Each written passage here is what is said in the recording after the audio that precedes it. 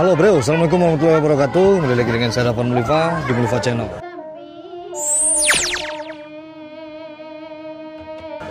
Oke, kali ini kita akan membahas tentang antara Yahudi dan Minangkabau. Jadi banyak sekali di artikel yang membahas tentang persamaan suku Minang dengan Yahudi. Bahkan sampai nekat membuat tulisan bahwa Minang adalah Bani Yahudi yang hilang. Dan Minangkabau sendiri berasal dari bahasa Aramik katanya, yaitu Bainang Yakubu atau Baina Yakub, dan dengan penulisan yang sangat panjang sekali di artikel-artikel di Google ini. Ya, Baina Yakub artinya kan Bani Yakub. Nah, itu salah satu dari Bani Yahudi mungkin. Nah, memang antara Minangkabau dan Yahudi terdapat beberapa persamaan dalam aspek berkehidupan, tapi terbentang juga jarak dan perbedaan yang sangat besar. Seperti selalu tidak ada yang dapat dibandingkan seperti dalam aspek agama, kehidupan. Mereka sesama perantau, sama-sama pedagang.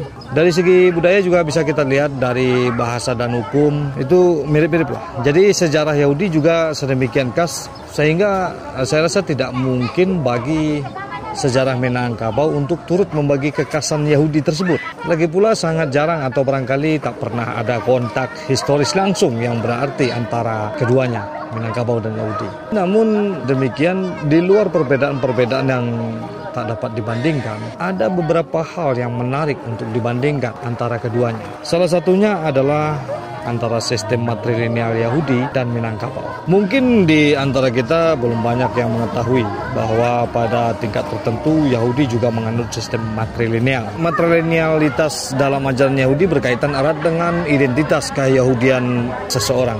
Dalam pandangan kaum Yahudi, apalagi kaum Yahudi ortodok, yang menurut golongan ini identitas Yahudi diturunkan melalui garis ibu, dan sifat statusnya ini permanen seumur hidup walaupun sang ibu pindah agama, yang berarti jika ibunya seseorang Yahudi dan bapaknya juga Yahudi, tentu otomatis dia jadi seseorang yang Yahudi. Dan juga jika ibunya Yahudi tapi bapaknya bukan Yahudi, dia tetap dipandang sebagai seorang Yahudi. Akan tetapi jika ibunya bukan Yahudi tapi bapaknya yang seorang Yahudi, nah dia dipandang bukan Yahudi. Di sisi lain, hukum Yahudi juga menetapkan bahwa seseorang yang bukan Yahudi bisa mendapat identitas Yahudi jika dia pindah agama ke agama Yahudi. Nah, secara tradisional atau secara adat, orang Yahudi tidak mempunyai suku. Dan apabila dia perempuan, takkan ada istilahnya mendapat bagian dari harta pusaka tinggi. Kita sering sebut di Minangkabau itu ganggam bountuk. Yahudi ini tidak seperti yang dijalankan oleh Minangkabau, tidak ada pusaka tinggi di sini.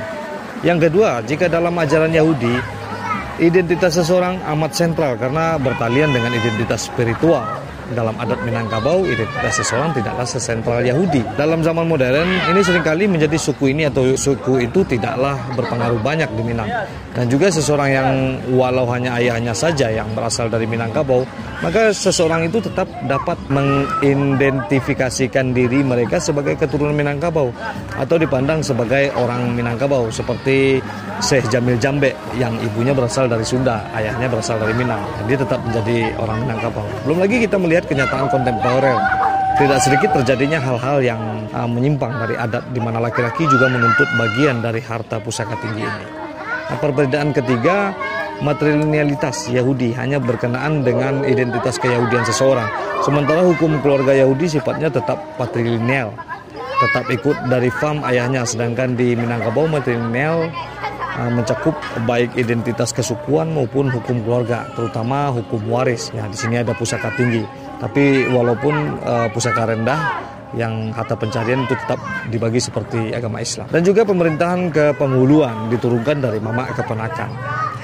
Jadi pada dasarnya Minangkabau dan Yahudi ini sama-sama menganut matrilinealitas, bukan karena faktor saling mempengaruhi, tapi karena kebetulan terjadi persamaan. Tapi beda sejarah bagaimana terjadinya hukum tersebut kayaknya. Ini hanya ditakdirkan saja mungkin ada persamaannya. Lagi pula jumlah signifikan dan aplikasi sistem di kedua etnis tersebut pada kedua pihak sangat berbeda jauh. Jika ada hal-hal lain yang mirip seperti peranan besar yang tak seimbang dengan jumlah populasi yang kecil, Yahudi pada skala dunia dan Minangkabau pada skala nasional, serta jiwa bisnis dan kecerdasan atau kecerdikan, semuanya juga barangkali lebih kepada kebetulan saja. Karena jika dilihat dari sistem matrilineal, bukan Yahudi dan Minang saja yang menjalani, tapi ada di India juga, di dataran Cina juga, bahkan Betawi tempo dulu juga menjalaninya. Nah, seperti kata almarhum Babe Ridwan Saidi, jika pedagang dan perantau orang Cina juga banyak seperti orang Minangkabau.